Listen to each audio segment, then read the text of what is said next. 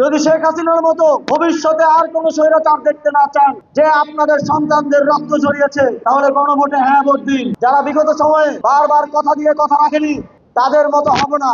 আমরা ইতিপূর্বে আমাদের কথা রেখেছি, আমরা রক্ত দিয়ে হলেও আমাদের কমিটমেন্ট রক্ষা করেছি, সামনের দিনও আমরা অব্যাহত রাখবো ইনশাআল্লাহ। আপনারা জানেন এছাড়াও এবার আরেকটি ব্যালটে ভোট হবে, সেটা হচ্ছে গণভোট। আমরা মনে করি যদি এবারের মতো ভবিষ্যতে নির্বাচনে আপনারা ভোট দিতে চান, বিগত 3টি নির্বাচনের মতো ভোট দেওয়া থেকে বঞ্চিত না হতে চান, তাহলে গণভোটে হ্যাঁ ভোট দিন।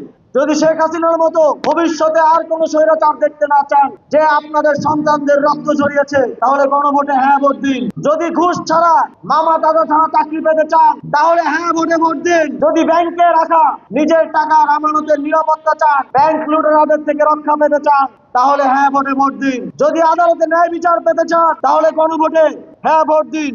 যদি দুর্নীতি, চাঁদাবাজি, অর্থ পাচার বন্ধ করতে চান, তাহলে হ্যাঁ ভোট দিন। যদি চাঁদা না দিয়ে ব্যবসা করতে চান, আপনার কষ্টের অর্জিত টাকা অন্য কাউকে যদি না দিতে চান, তাহলে হ্যাঁ ভোটে ভোট দিন। যদি মা বোনদের ইজ্জতের নিরাপত্তা চান, আমরা দেখছি একটি দলের নেতারা আমাদের মা বোনদের বিবস্ত্র করার ঘোষণা দিচ্ছে। যদি তাদের থেকে রক্ষা পেতে চান, তাহলে গণভোটে হ্যাঁ ভোট দিন।